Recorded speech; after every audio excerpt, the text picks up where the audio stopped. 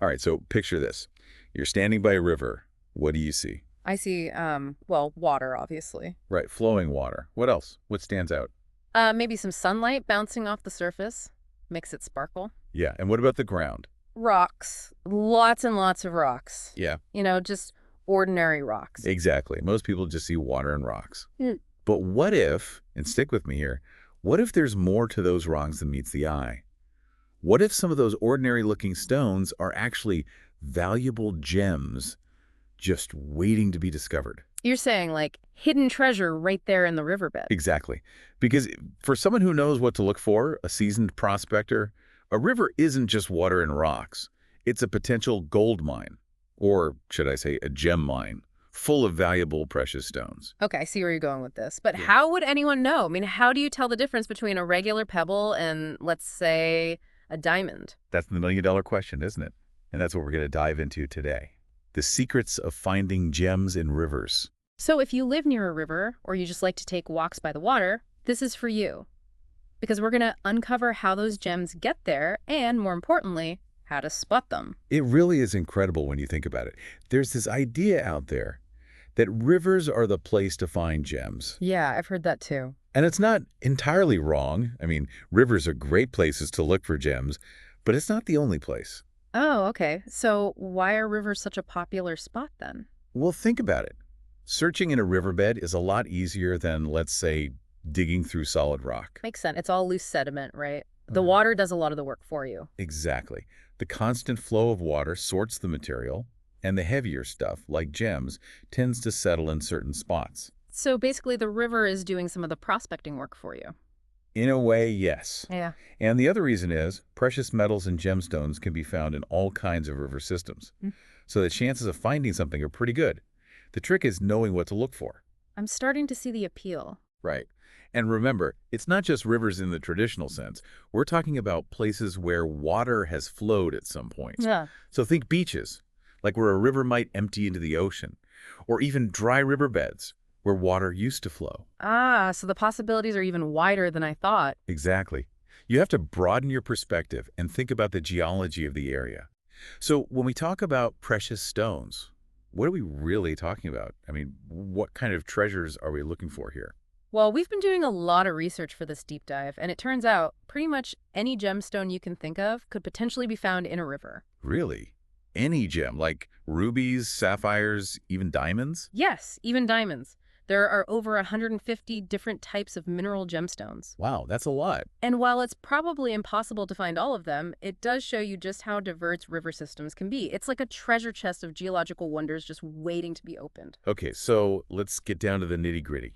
What are we looking for? What clues tell us that a rock might actually be something special? Well, the first thing to look at is the shape and the texture of the stone. Okay, like what kind of shape? Well, think about those rocks tumbling down the river for years and years. They're constantly being bumped and rubbed against other rocks. So they're not going to be all sharp and jagged. Exactly. The edges get worn down and smoothed out. They develop this kind of rounded shape. Like they've been polished by nature. Precisely. So a river-worn stone will generally have a much smoother, more rounded appearance compared to, a rock that was just broken off a bigger piece.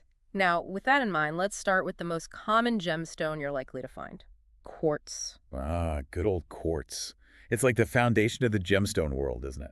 You could say that. It's the most abundant mineral on Earth, and you'll find it in rivers all over the world, and it comes in a huge variety of colors and shades. Oh, I know. I've seen some really pretty quartz pebbles while hiking.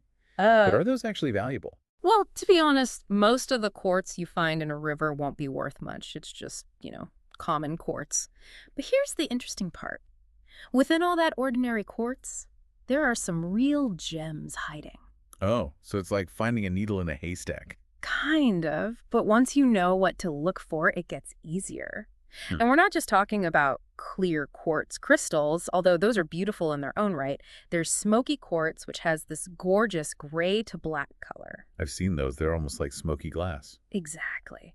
Then you have green quartz, blue quartz, even rose quartz, which has this delicate pink hue. Rose quartz is lovely. It's said to have healing properties. Right. And there's dendritic quartz, which has these fascinating inclusions that look like little trees or ferns. Oh, wow, I've never seen those before. And then there's hematite quartz, which often has these reddish tones because of the iron oxide in it. So there's a lot of variety even within the quartz family. It's amazing to think that some of these beautiful stones could just be lying there on a riverbank. And you might just walk right past them thinking they're just pretty rocks. So besides quartz, what other gemstones should we be on the lookout for? Well, there are other members of the quartz family that are worth keeping an eye out for, like jasper. Jasper. I think I've heard of that. What's special about it? Jaspers come in a wide range of colors and patterns, and the fascinating thing is they're actually petrified wood. So you're holding a piece of ancient history in your hand. Wow, that's cool. What else? And then there are agates, those warm orange-red stones with those beautiful banded patterns. Now, speaking of value, your average piece of river quartz might not make you rich. But if you find a good-sized piece of something like carnelian agate, and it's got good color and is suitable for cutting, you could sell it for about $20 a kilo. So it's more about quantity than individual value. Yeah, in many cases, yes. You're not going to find a single quartz pebble worth a fortune, but because quartz is so common, you might find enough to make it worthwhile. Makes sense. That's a numbers game. Now, if you stumble upon a piece of quartz that's exceptionally clear, like crystal clear, and it's got good size for cutting, that could be worth 10 times as much. So like $100 a kilo. Potentially, yes, especially if it's a variety like smoky quartz or amethyst. So clarity, color, and size all play a role in determining value. Now, moving on, another gemstone you might encounter is topaz. Topaz, yeah, it's known for its sparkle, right? Exactly. River-found topaz is usually transparent, and it can have a slightly bluish or yellowish tint. And because of the constant tumbling in the river, it often develops this frosted yet still transparent look. Now, here's where things get a bit tricky. Topaz can sometimes be mistaken for quartz crystal. Really, they look that similar. Well, they can, but there are a couple of key differences that can help you tell them apart. Topaz is much heavier than quartz, for one thing. Heavier. So if you had two stones the same size, the topaz would feel heavier. Yeah, definitely. And topaz is also much harder than quartz. So here's a little test you can try. If you take a piece of topaz and try to scratch a piece of quartz with it, the topaz shouldn't get scratched, but the quartz will probably show a mark. Ooh, that's a good tip. I'll have to remember that. Also, if a piece of topaz breaks, the broken surface will be much shinier, more brilliant than a broken piece of quartz.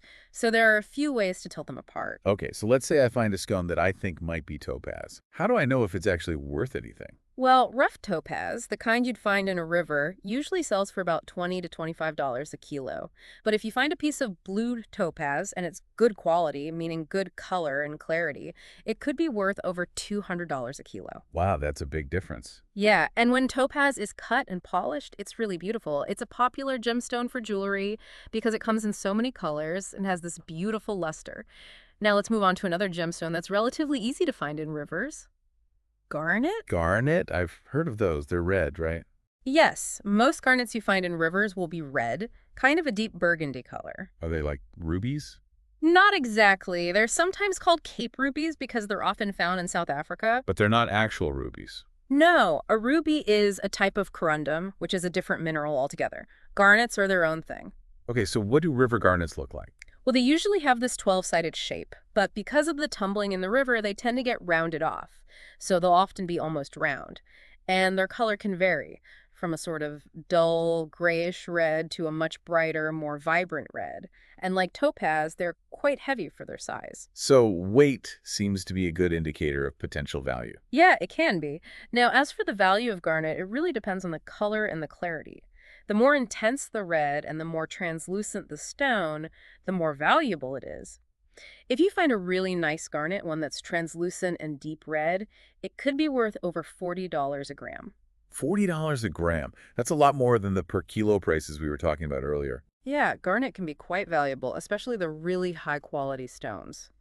Okay, now let's talk about some of the real showstoppers.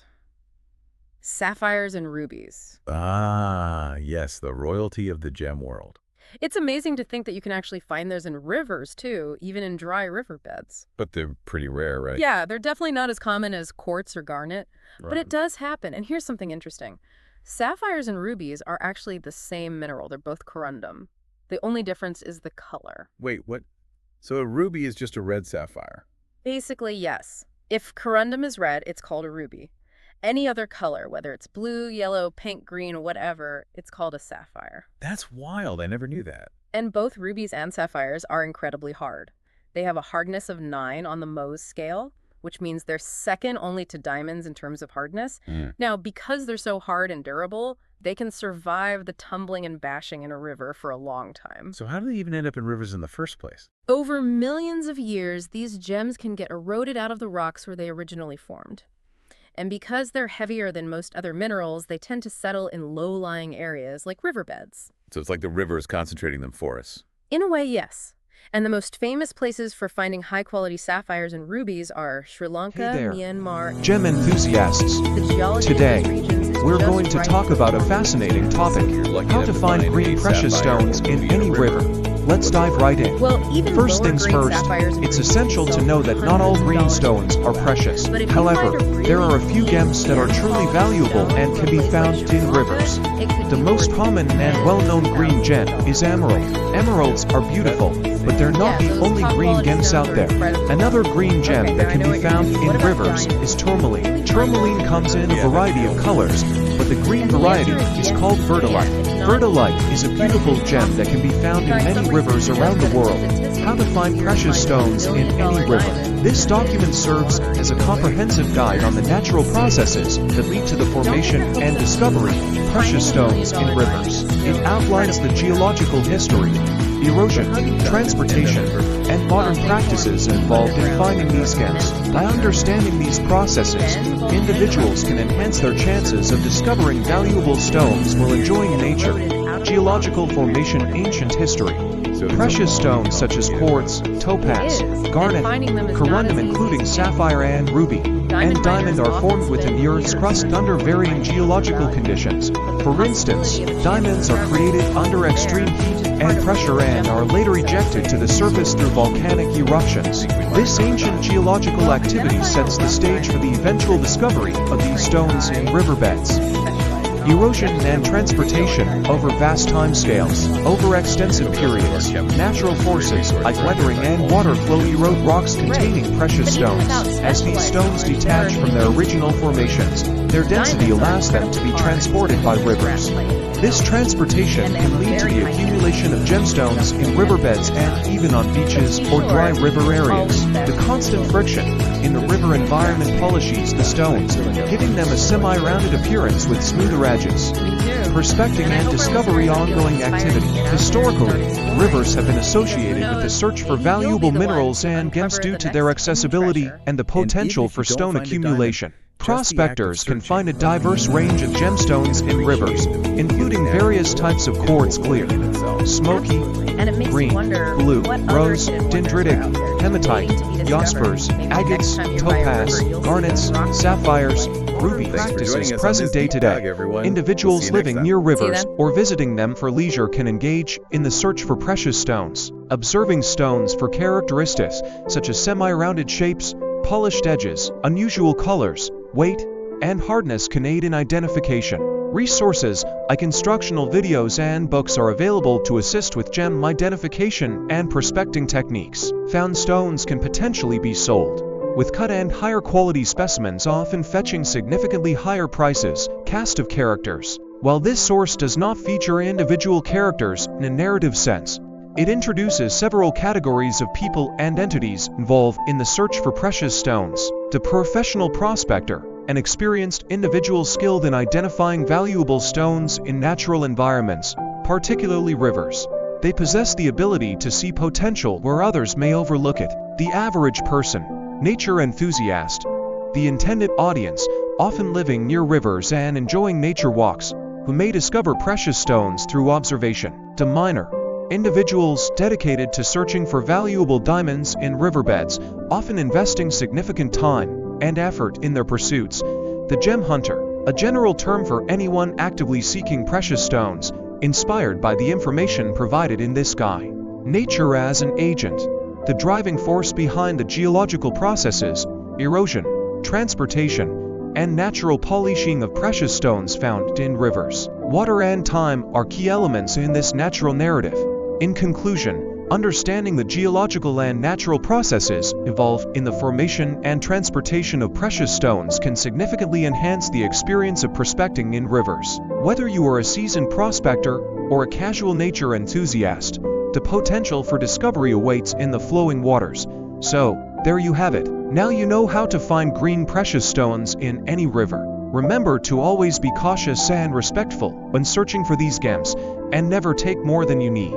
Thanks for tuning in. And don't forget to follow and subscribe for more exciting gem hunting tips. Gem enthusiasts, today, we're going to talk about a fascinating topic: how to find green precious stones in any river. Let's dive right in.